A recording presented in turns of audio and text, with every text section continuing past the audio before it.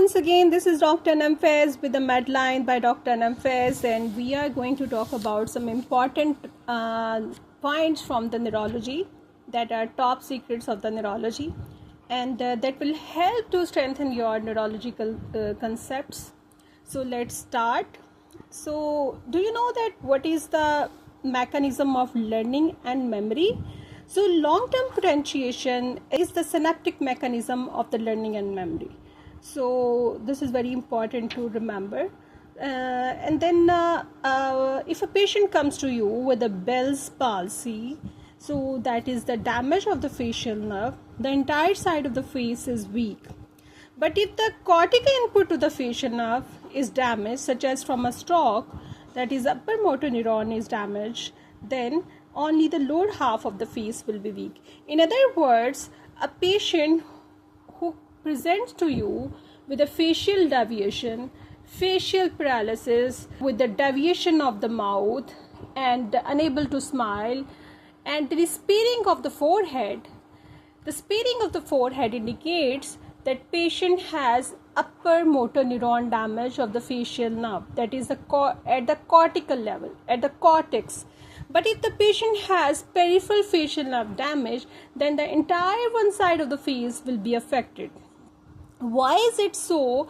Because upper motor neuron, it supplies both sides of the forehead, while the lower motor neuron, it supplies only the one side of the forehead. So if a patient has upper motor neuron damage on the one side of the cortex, the other side of the cortex is also supplying both sides. So that's why sparing of the forehead happens in the upper motor neuron damage of the facial nerve. Then if the patient has dilated or blown out pupil, it implies the compression of which cranial nerve? It indicates the damage of the third cranial nerve. Non-communicating hydrocephalus is a medical emergency because the obstructed cerebrospinal fluid will cause the intracranial pressure to rise. Then to distinguish between a common peroneal neuropathy at the popliteal fossa and L5 radiculopathy, examine for weakness in hip abduction and ankle inversion. Weakness in hip abduction and ankle inversion indicates L5 radiculopathy. The first step in treating patient with neurological disease is to localize the lesion. Peripheral neuropathy often produces distal weakness, atrophy, fasciculation, sensory loss, and pain. Spinal cord disease often produces paramiddle tract deficits, sphincter problems, and a sensory level. So when a person comes to you with a peripheral neuropathy, you have to look for the muscular weakness, atrophy, fasciculations, sensory loss, and the pain at that region. Spinal cord diseases. Spinal cord diseases often produce paramiddle tract deficits, sphincter problems, and a sensory level as well. While brainstem lesions often produce cranial nerve deficits accompanied by weakness or numbness on the contralateral side of the body. The myopathies usually cause proximal symmetric weakness with or without symptoms. So when a person comes with myopathy, you have to keep it in mind that there would be the proximal symmetric weakness with or without other symptoms. Then myotonic dystrophy is the most common muscular dystrophy in adults. Myasthenia gravis typically presents with subacute to chronic fatigable proximal arm and leg weakness, ptosis, and diplopia. Myasthenia gravis can cause rapid onset neuromuscular respiratory failure, which can be fatal and is therefore a neurological emergency. Lambert-Eaton myasthenic syndrome is associated with cancer, typically small cell cancer of the lung, in approximately 60% of the cases, and may be the first manifestations of the malignancy. So most of the time, a case comes in most of the exams, either you are taking USMLE or PLAB or any other exams, Australian exam, Canadian exams, They ask that which cancer is associated with Lambert-Eaton myasthenic syndrome. So you have to keep it in mind. It is small cell carcinoma of the lung. Then the most common cause of peripheral neuropathy are diabetes and alcoholism. Diabetes is most common throughout the world. So diabetes and alcoholism are the two most common causes of peripheral neuropathy. Most often overlooked cause of peripheral neuropathy is genetic. So most of the time we forget that if the person has peripheral neuropathy, it can also be the genetic reason behind it. Then the spinal fluid of patients with Guillain-Barré syndrome, GB syndrome, has high protein but normal cell counts, that is cytoalbuminologic dissociation. Compression of the sixth cervical nerve root, that is C6 nerve root, causes radicular pain in the lateral side of the forearm and thumb. Compression of the C7 nerve root causes pain in the index and middle fingers, and compression of the 8th cervical nerve, that is C8, causes symptoms in the 4th and 5th fingers. Then 95% of the lumbar disc herniations occur at the level of either at the level of L4 to L5 or L5 to S1 disc spaces. The dermatome for the nipple line is at the T4 and the umbilicus is at the T10. So most of the time they ask that T4 dermatome presents which part of the body. So T4 presents the nipple line, while the T10, they ask the T10 presents which part of the which dermatomal region of the body. Then T10 presents the umbilical region. Then the first 7 cervical nerves exit above the vertebral body, with the 8 exiting below the C7, and the remainder of the spinal roots exit below their corresponding vertebral body. So it is important to note that in contrast to all other spinal nerves that are exiting below the spinal vertebra, the first 7 cervical nerve roots are exiting above the cervical vertebra. So C1 to C7 are exiting above the C1 to C7 vertebra, as there are total 7 cervical vertebra, but there are 8 cervical nerve roots. So C8 is exiting below the C7 vertebra. And the other spinal nerve roots of the lumbar, thoracic regions, they are exiting below the vertebra. Then transverse myelitis. What is transverse myelitis? It is an inflammatory process that is localized over several spinal segments of the cord, and it functionally transects the cord. Did you know the most common metastatic tumors to the spinal cords are from which organs of the body? So, most common metastatic tumors to the spinal cords are from breast, lung, gastrointestinal tract, lymphoma, myeloma, and prostate. I'm repeating once again. The most common metastatic tumors to the spinal cords are from breast, lung, gastrointestinal tract, lymphoma, myeloma, and prostate. A unilateral lesion within the brainstem often causes cross syndromes, in which ipsilateral dysfunction of one or more cranial lobes is accompanied by hemiparesis or hemisensory loss on the contralateral body. Did you know that symptoms of the brainstem ischemia are usually multiple, and isolated findings such as vertigo or diplopia are more common with the brainstem lesion, and it is often caused by peripheral lesion affecting the cranial nerves. Brainstem glioma is the most frequent brainstem neoplasm. Other brainstem neoplasms include ependymomas that occur in the fourth ventricle and metastatic lesions that may originate from malignant melanomas or carcinomas of the lung and breast. So first I talked about that symptoms of the brainstem ischemia are multiple, And the isolated findings can be vertigo, diplopia, dysphagia, etc. These findings are often caused by peripheral lesion affecting individual cranial nerves. And then I talked about the brainstem tumors, that what is the most common brainstem tumor, the most frequent brainstem neoplasm is glioma. And what are other brainstem neoplasms? These are ependymomas that occur in the fourth ventricle, originating from the lining of the fourth ventricle. Then metastatic lesions that may originate from malignant melanomas that originate from the skin and that can spread to the brainstem. Then carcinoma of the lung and carcinoma of the breast. Do you know about the Meniere's disease? Meniere disease actually presents with the triad of the symptoms.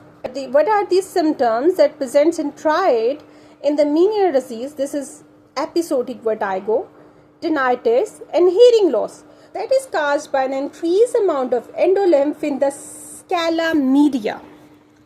If you have remembered the structure of the inner ear, cochlear duct has 3 fluid-filled chambers within the cochlea. It's a part of the inner ear, and scala media is located between the scala vestibulae and scala tympani and contains endolymph fluid rich in potassium. The scala media plays a crucial role in hearing as it houses the organ of corti, which contains the sensory hair cells that convert sound vibrations into electrical signals. So what's happening in the Meniere's disease? There is increased amount of endolymph in the scala media. So pathologically, hair cells degenerate in the macula and vestibule, and it leads to the symptoms of the Meniere disease. And we talked about triad of episodic vertigo, tinnitus, and hearing loss. Next is the central pontine myelinolysis, that is osmotic demyelination syndrome, occurs primarily in patients suffering from malnourishment, that is malnutrition or alcoholism complicated by hyponatremia. Rapid correction of the hyponatremia has been implicated as a cause of pathologic abnormality. So if a patient is having sodium level, the normal sodium level is 135 to 145, and the patient is having sodium level of 127, 129, and if you try to rapidly correct that hyponatremia with hypertonic solution or immediately, it can cause a central pontine myelinosis, that is osmotic demyelination syndrome. On the contrary, if you try to rapidly correct the hypernatremia, that can cause the cerebral edema. So in hypernatremia, we give hypotonic solutions or plain water. In hyponatremia, we give patient the salt. So if you are trying to correct both of these conditions rapidly, one can cause cerebral edema and other can cause central pontine myelinolysis. So next comes the cerebellar strokes and hemorrhage. So both of these conditions, that is cerebellar strokes and hemorrhage, may result in neurological or neurosurgical emergencies by causing obstructive hydrocephalus. So whether the patient has cerebellar strokes or hemorrhage, you have to be careful that patient can develop obstructive hydrocephalus in both of these conditions, and it's a neurological or neurosurgical emergency. Episodic ataxia type 2 is caused by mutation in the same gene, that is CACN1A4, as familial hemiplegic migraine and spinocerebellar ataxia type 6. So episodic ataxia type 2 is caused by mutation in the same gene as familial hemiplegic migraine and spinocerebellar ataxia type 6. What is that gene? That is similar for episodic ataxia, hemiplegic migraine, and spinocerebellar ataxia type 6. It is CACN1A4. Differential diagnosis of cerebellar ataxia condition can vary by age. Adults are more likely to have autosomal dominant spinocerebellar ataxias, degenerative forms of ataxias, extraaxial tumors, paraneoplastic syndromes, and vascular insults to the cerebellum, while pediatric patients are more likely to manifest with autosomal recessive cerebellar ataxias, intraaxial cerebellar tumors, infections, or congenital developmental abnormalities. So, here we are trying to differentiate the diagnosis of cerebellar ataxic condition by age. That first we have to rule out whether the patient is adult or pediatric. In the adults, we said that most of the conditions are autosomal dominant, that is autosomal dominant spinocerebellar ataxia. Then it can be degenerative forms of ataxia, it can be due to extraaxial tumors, it can be due to paraneoplastic syndromes, or it can be due to vascular insults to the cerebellum. While in pediatric population, the most of the causes of cerebellar ataxia are autosomal recessive conditions, then intraaxial cerebellar tumor, then it can be infections in children, or it can be congenital or developmental abnormalities. Parkinson's disease. What is the treatment for Parkinson's disease? So levodopa remains the most effective therapy for Parkinson's disease, but management of levodopa related complications continues to be a challenging problem that often requires treatment with multiple medications and deep brain stimulation. So although the levodopa is the most effective therapy for Parkinson's disease, but levodopa also causes some of the complications that are challenging to handle, that often requires treatment with multiple medication and deep brain stimulation. So what is the reason that why levodopa is causing complication, why we have to give multiple medications for that, why we have to do deep brain stimulation when we are giving levodopa? So what are those complications? Let's talk about those complications. Actually, levodopa can cause dyskinesias and motor fluctuations. And what is dyskinesia? Dyskinesias are involuntary movements, while motor fluctuations involve period of worsening symptoms, or the opposite, affecting daily activities or quality of the life of Parkinson's patient. So levodopa induced dyskinesia that can be in the form of involuntary jerky movements, that's like chorea, or it can be sustained muscle contraction, that is dystonia. So levodopa induced dyskinesias often occurs at the peak dose of levodopa, also known as peak dose dyskinesia. So patients who are younger age at Parkinson's onset, female patients and low body weight patients are at increased risk of levodopa induced dyskinesia. Then motor fluctuation that are caused by levodopa, there are many types of that, like wearing off phenomena is there. Symptoms return just before the next levodopa dose. Then on-off phenomena, rapid shifts between periods of good control and period of worsening symptoms. So rapid shifts are there between periods of good control and periods of worsening symptoms. Then there is delayed on phenomena. Symptoms takes longer to appear after a dose.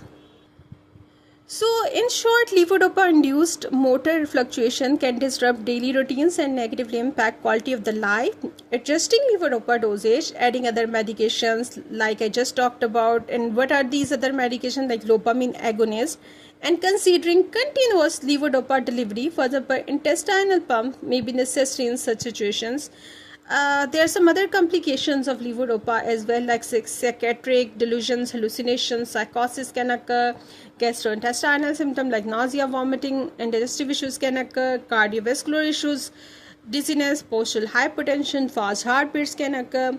Then there are some rare neurological symptoms of levodopa, that is akinetic crisis, and that's a severe and potential life-threatening worsening symptoms of levodopa. So this is all about that. Then comes essential tremor. essential tremor is a familial disorder, but the genes responsible for this alcohol responsive action tremor have not yet been identified. Kids improve when the patient takes alcohol. So that's why we call it alcohol responsive action tremor. But the gene for it has not yet been identified. Then cardinal symptoms of autonomic insufficiency include orthostatic hypotension, bowel and bladder dysfunction, impotence and sweating abnormalities. So our patient is having autonomic insufficiency, and what you will be thinking in that case? Autonomic insufficiency means orthostatic hypotension, bowel and bladder dysfunction, impotence and sweating abnormalities. Then what is autonomic failure? Autonomic failure can be seen in the setting of systemic peripheral neuropathies. The most common being diabetic neuropathy, or can be seen without involvement of the sensory motor neurons, such as pure autonomic failure. Some dysautonomias have autoimmune etiology as well. So autonomic failure can happen due to peripheral neuropathies, like we talked about diabetic neuropathy, and sometimes autonomic failure can be pure autonomic failure, that is, it is without involvement of the sensory motor neurons. And some of the dysautonomias are due to autoimmune etiology as well. The diagnosis of multiple sclerosis requires lesions disseminated in time and disseminated in space. Two separate symptoms at two separate times. This is very important and very sensible line that I'm going to repeat again. The diagnosis of multiple sclerosis requires lesion disseminated in time and space and two separate symptoms at two separate times. So if the patient is fulfilling this criteria, patient comes to you and says that previously my CT had the multiple sclerotic lesions and now my CT is showing the lesions again, but in other part of the brain. So it is disseminated in space and time as well. So patient also has two separate symptoms in two separate times. Then faulty interpretation of magnetic resonance imaging is the most common error leading to misdiagnosis of multiple sclerosis. So if someone is doing faulty interpretation of the MRI, then it is the most common error leading to misdiagnosis of MS, that is multiple sclerosis. No treatment has yet been proven to alter the level of long-term disability in multiple sclerosis. Literally no treatment has yet been proven to alter the level of long-term disability in multiple sclerosis. Dementia is a category, not a diagnosis. And Alzheimer's disease is the most common form of dementia. So dementia it's not a diagnosis. It's a category. And the most common cause of dementia is Alzheimer's disease. Most causes of dementia are treatable even if not curable. Frontotemporal dementia can present with either behavioral symptoms or primary progressive aphasia. Then progressive supranuclear palsy and corticobasal syndrome are Parkinsonian disorders associated with dementia and tau protein aggregation. So we are talking about two types of Parkinson disorders, or two syndromes that comes under Parkinson disorders. These are progressive supranuclear palsy and corticobasal syndrome. So this question comes in USMLE, step 2 CK and many other scenarios, that progressive supranuclear palsy and corticobasal syndromes are Parkinsonian disorders, and both of these disorders, that is progressive supranuclear palsy and corticobasal syndrome, these are associated with dementia as well as tau aggregation. Then cerebellar amyloid angiopathy, it can cause dementia and has manifestations apart from classic lobar hemorrhage. So cerebellar amyloid angiopathy, it has manifestations apart from classic lobar hemorrhage and can present with dementia. 10 to 15% of patients with amnestic mild cognitive impairment progress to development of Alzheimer's disease each year. 10 to 15% patient with amnestic mild cognitive impairment progress to what? Progress to development of Alzheimer's disease each year. Repetitive mild traumatic brain injury, TBI, traumatic brain injury that is mild and repetitive, can lead to syndrome of progressive cognitive decline, behavioral and mood changes, motor and Parkinsonian symptoms, and these motor and Parkinsonian symptoms known as chronic traumatic encephalopathy. So the patient who has mild traumatic brain injury can lead to syndrome of cognitive decline, behavior and mood changes, and motor and Parkinson disease, and these repetitive changes collectively called chronic traumatic encephalopathy. The diagnosis can only be confirmed on postmortem by identification of hyperphosphorylated tau protein deposits in the sulci. Then the diagnosis of post-traumatic stress disorder, PTSD, requires exposure to trauma with development of symptoms, intrusive thoughts, re-experiencing, avoidance, negative alteration, cognition and mood, and marked alterations, arousals and reactivity lasting greater than 1 month and causing significant distress or impairment in functioning. So if the patient presents with PTSD, you must have to think that duration should be greater than 1 month. You have to look for if the patient has intrusive thoughts, re-experiencing, patient has developed avoidance, there is negative alteration in cognition, negative alteration in mood, there is marked alterations in arousal and reactivity, and the patient is having significant distress or impairment functioning, and 1 month has passed, then you can make the diagnosis of post-traumatic stress disorder. An acute onset of cognitive decline with fluctuations in orientation and level of alertness is the hallmark of delirium rather than indicative of dementia. So if someone comes with acute onset of cognitive decline and there is fluctuations in orientations and there are changes in the level of alertness, then we have to look for delirium rather than dementia.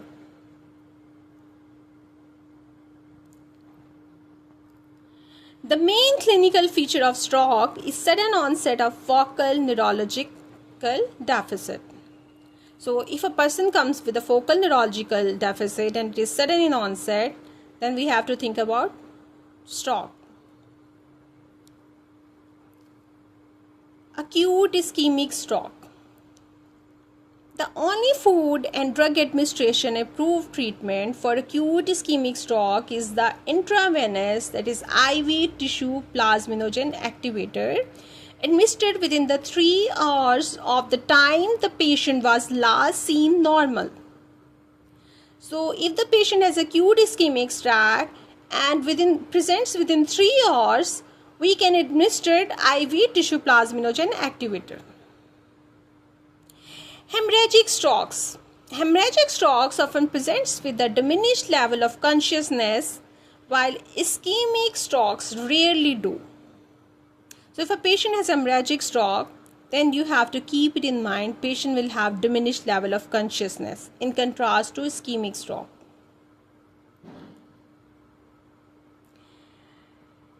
GCS score. A depressed level of consciousness, that is Glasgow Coma Scale, less than 8, GCS score less than 8 is the greatest risk factor for the airway obstruction and aspiration. That's why GCS of less than 8 is an indication for mechanical ventilation, intubation and mechanical ventilation, because when the GCS drops below 8, there is depressed level of consciousness. As a result, there is increased risk of airway obstruction and aspiration. Cerebral amyloid angiopathy. Think of cerebral amyloid angiopathy as the most likely cause of spontaneous lobar intracerebral hemorrhage in patients aged greater than 55 years. Nimodipine. Nimodipine is a calcium channel blocker, and it has a neuroprotective role as it improves outcome but has not shown to reduce vasospasm. So if someone asks you, "Hi doc, why do we give nimodipine in aneurysmal subarachnoid hemorrhage?" You have to reply immediately, because it is neuroprotective, but it doesn't reduce vasospasm. A patient comes to you with hemispheric ischemic stroke, and that is large hemispheric ischemic stroke. What you can do? If the patient presents within 48 hours and the age of the patient is less than 60 years of age, you can do early decompressive hemicraniectomy to improve survival and functional outcome. So early decompressive hemicraniectomy after large hemispheric ischemic stroke within 48 hours for patient less than 60 years of age improves survival and functional outcome. Do you know that steroids are not recommended in the GB syndrome, that is Guillain-Barré syndrome? How do we treat convulsive status epilepticus? Early and aggressively we treat it with benzodiazepines. So if a patient comes to us with status epilepticus, patient is having convulsions that are uncontrollable, so acutely you can treat this patient with benzodiazepine. Central nervous system tumors are classified into 4 grades according to the World Health Organization grading system. That is, glioblastoma, that is grade 4 astrocytoma, is the most common and malignant primary brain tumor in adults.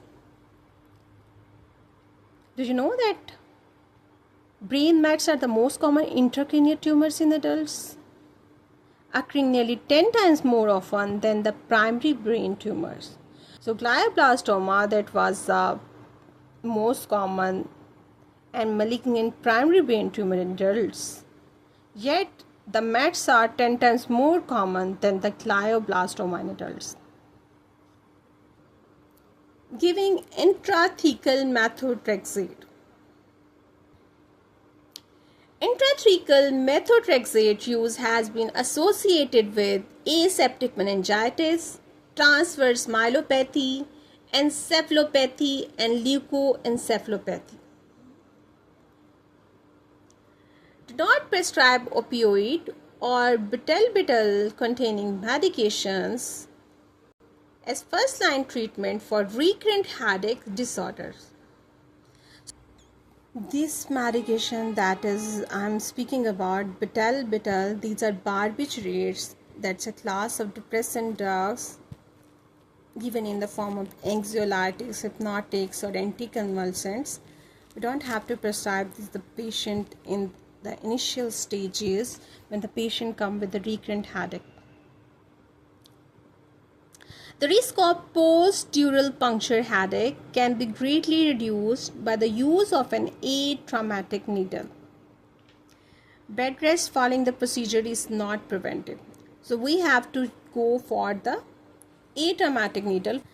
Headache or neck pain is the only symptom of cervical artery dissection in 8% of the individuals. So headache or neck pain is the only symptom. So if a patient comes to you with a headache or neck pain, you have to keep it in your differential that it can be cervical artery dissection. And 8% of the individuals present with this symptom only, that is headache or neck pain. A seizure is a single event, while epilepsy refers to recurrent, unprovoked seizures. A single seizure with a high risk for recurrent seizures or recurrent reflex seizure. So epilepsy is actually a broad term. That is a recurrent unprovoked seizures, a single seizure with a high risk of recurrent seizures, or recurrent reflex seizures, while a seizure is a single event. Epilepsy surgery has the best outcome in patients with structural lesions in 80% of the cases, and those with temporal lobe epilepsy surgery has 60 to 70% best outcomes. Medication refractory epilepsies, that is pharmacoresistant epilepsy, is diagnosed when 2 or 3 anti-epileptic medication at appropriate doses fail to control seizures. Then comes the sleep problems. Sleep problems occur frequently in individuals with uncomplicated medical histories in 20 to 40% of the cases, and very frequently in children and adults with complicated medical history in 40 to 80% of the cases. So uncomplicated medical histories can also cause sleep problems, while very frequently in children and adults the sleep problems are due to complicated medical history. All patients with a stroke must have screening for cardiovascular diseases. The patients with uremia often develop metabolic encephalopathy with signs of neuronal depression such as lethargy as well as excitation such as myoclonus. So uremia can cause metabolic encephalopathy as well as myoclonus. Cushing's disease. Most patients with Cushing disease have frank weakness with myopathic findings and myopathic findings on electromyography. So most patients with Cushing disease have frank weakness with myopathic findings on electromyography. Decompensated hypothyroidism. Do you know that decompensated hypothyroidism can cause myxedema, with mortality rate as high as 25% to 60%. Cerebrovascular ischemic events. Cerebrovascular ischemic events occur 13 times more frequently in pregnant women than in age-matched non-pregnant women. Headache, jaw claudication, and constitutional symptoms compose the triad of clinical symptoms often found in temporal arthritis. So temporal arthritis, patient will present with the triad of headache, jaw claudication, and constitutional symptoms. Bacterial meningitis. Patients suspected of having bacterial meningitis should receive adjunctive dexamethasone along with empiric antibiotic. The dosing regime is dexamethasone 4 mg IV every 6 hours for 4 days, with the first dose given either 30 minutes prior to first dose of antibiotic or concomitantly with the first dose of antibiotics. If the CSF cultures indicate the pathogen is not Streptococcus pneumoniae, the dexamethasone may be discontinued. HSV-1 encephalitis. Herpes simplex virus type 1 encephalitis should be considered in a patient presenting with fever, behavioral changes, and or seizures, and should be treated empirically with IV acyclovir. HSV polymerase chain reaction in CSF can be negative in the first few days of infection. Very important that first we have to keep it in mind that HSV-1 encephalitis can present with fever, behavior changes, and seizures So behavior changes is something related to HSV1 encephalitis because there is involvement of frontal or temporal lobes, and we have to treat it with IV cyclovir.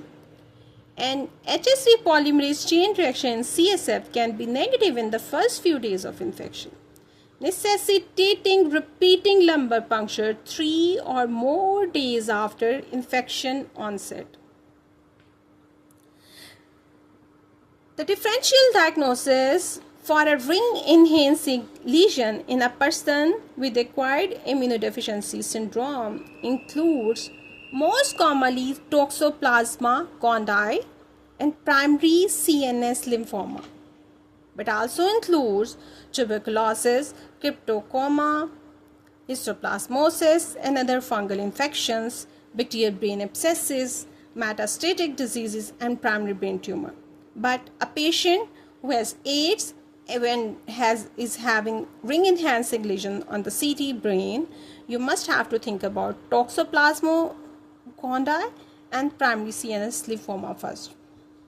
Neurocysticercosis. Neurocysticercosis is the most common infection cause of epilepsy, with the treatment strategies varying depending on cyst life cycle stage and location within the nervous system. So, neurocysticercosis is the most infectious cause of epilepsy, and treatment strategies will vary depending on the cyst life cycle stage and location within the nervous system. The possibility of multiple mutation mechanisms should be considered in ordering and interpreting diagnostic test results for many neurological diseases. So whenever you are ordering and interpreting diagnostic test results for neurodegenerative diseases, you must have to keep it in mind that there can be the possibility of multiple mutations mechanisms responsible for these neurogenetic conditions. The expanding use of genome-level technologies is revealing a previously unsuspected degree of phenotypic variability in many neurological diseases. So many of the neurogenetic diseases presents with phenotypic variability, and the expanding use of genome-level technologies is revealing this thing. That's a previously unsuspected degree of phenotypic variability in these neurogenetic diseases. Intrauterine infection. Causes of intrauterine infection include toxoplasmosis and other agents such as rubella, cytomegalovirus, and herpes simplex virus. These all can cause neurological symptoms by affecting the brain. Toxoplasmosis, rubella, cytomegalovirus, and herpes simplex virus. Febrile seizures. Simple febrile seizures are generalized tonic or tonic-clonic seizures that typically occurred between 3 months and 5 years of age. They are often accompanied by a fever greater than 38 degrees Celsius, not associated with a CNS infection, and last less than 15 minutes with no focal features and no recurrence within 24 hours.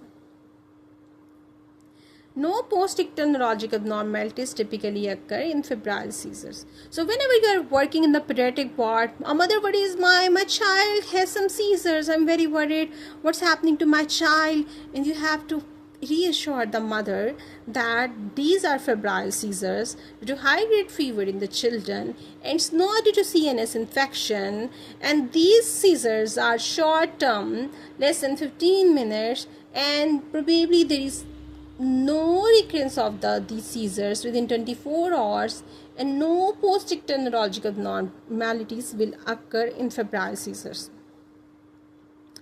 Headache concerning for an intracranial mass include a recent onset of headache or change in character of chronic headaches, headaches that awaken the patient from sleep or are present on awakening in the morning, headaches in association with altered mental status, headache in association with vomiting, constriction of the visual fields, or focal neurological deficits. So if a patient has history of chronic headache, but now the patient is presenting to you with these new symptoms of the headache, that is, patient is having headache, but there are certain features that can give you a hint that this time this headache is concerning for an intracranial mass.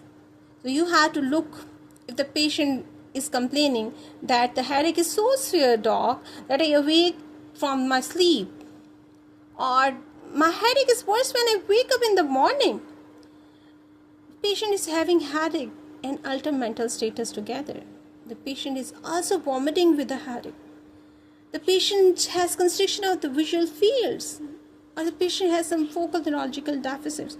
So you have to definitely look into the detailed diagnosis of such a case, and you have to rule out the intracranial mass that is causing that headache. Do you know that psychiatric and neurological disorders are highly comorbid and bidirectionally related? And many neurological disorders may present first with psychiatric symptoms, and neurological and medical etiologies should be considered for patients presenting with psychiatric symptoms. Psychiatric disorders are debilitating but are highly treatable. All patients should be screened for common disorders and suicidability. All patients should be screened for common disorders and suicidality.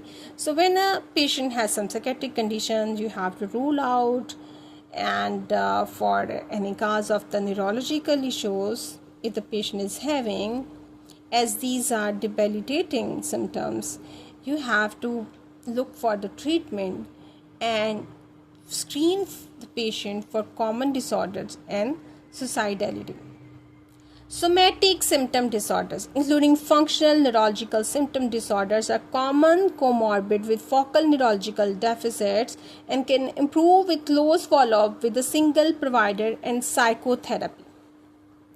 So somatic symptom disorders, it's actually a functional neurological symptoms in which the patient has different somatic symptoms, and sometimes it's a comorbid with focal neurological disorders, and you can improve the patient's symptoms by asking the patient to come for the follow-up period, by asking the patient to follow up the healthcare provider and ask the patient to go for psychotherapy treatments, and ask the patient for psychotherapy. Somatic symptom disorders, these are functional neurological disorders. The cardinal feature of delirium is impaired environmental awareness and ability to direct, sustain, or appropriately shift attention. No other psychiatric disorder can be diagnosed in the context of delirium. So, a person who is having delirium has impaired environmental awareness and is not able to direct, sustain, or shift the attention. So, no other psychiatric disorder can be diagnosed in the context of delirium. Vestibular system. Acute and chronic disorders of the vestibular system are characterized by disturbance in the behavior mediated by the vestibular system. Acute and chronic disorders of the vestibular systems are characterized by disturbances in the behaviors mediated by the vestibular system, for example, blood vision, vertigo, impaired balance, nausea, and temporary changes in the cardiovascular measures. Most vestibular disorders can be treated. Some disorders are best treated with exercise, other aspects of rehabilitation. Other disorders are best treated with medications or surgery. Medications, sometimes surgery combined, or sometimes medication alone, or surgery sometimes alone. The normal adult electroencephalopathy. Normal adult EEG, encephalogram, relaxed with eyes closed, is characterized by 9 to 11 cycles per second activity in the back of the brain, that is occipital lobes, called the alpha rhythm.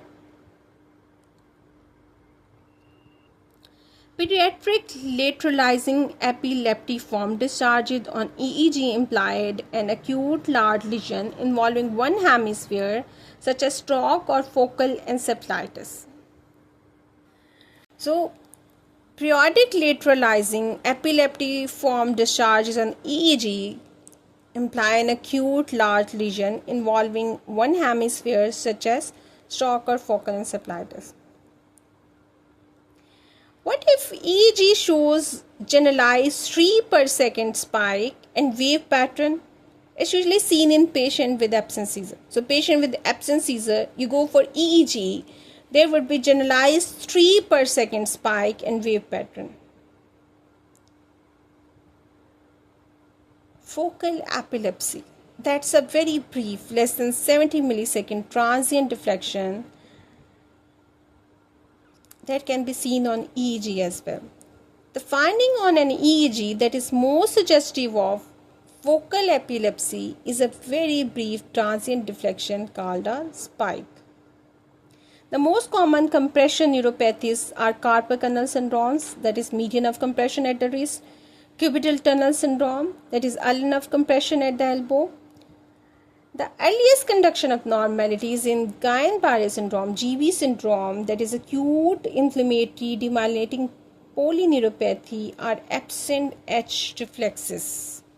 So there would be absent H reflexes in the Guillain-Barré syndrome.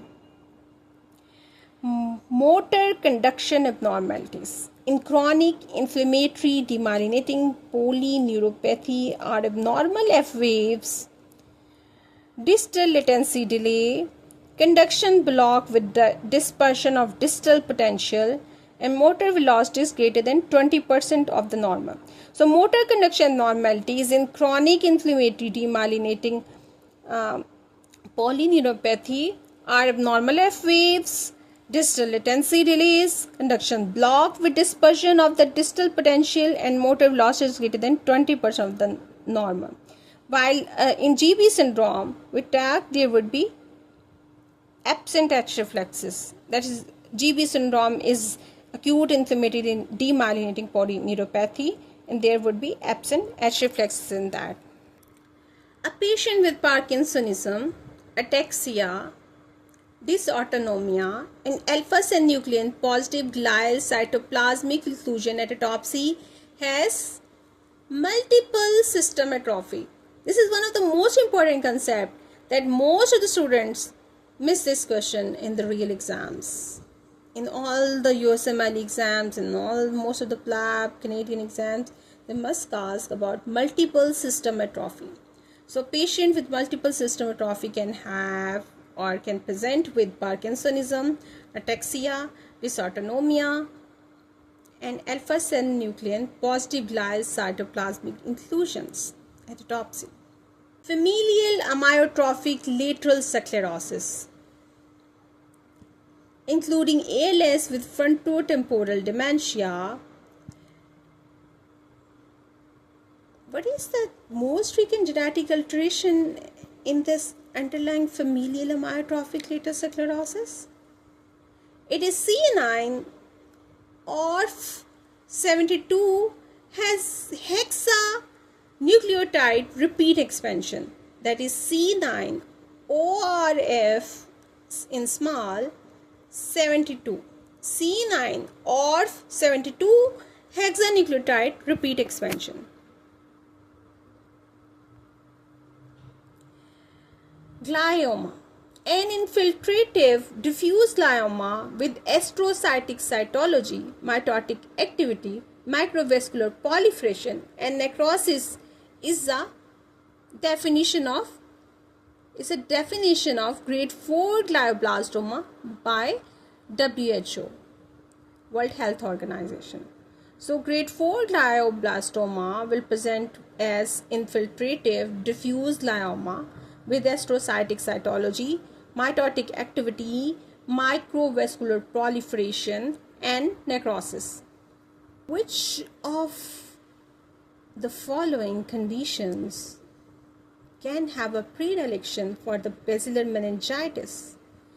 Most of the time in the exam, they give you a picture and they show you some mass or something in the basilar side of the brain, that's a basilar meningitis, and they ask you the cause of that. So tuberculosis, meningitis, and neurosarcoidosis both have a predilection for the basilar meninges. So this is all for today. Thank you for hearing me. Please like, share, and subscribe my channel. Good luck from Medline by Dr. Nafis. Thank you. Take care. Allah Hafiz.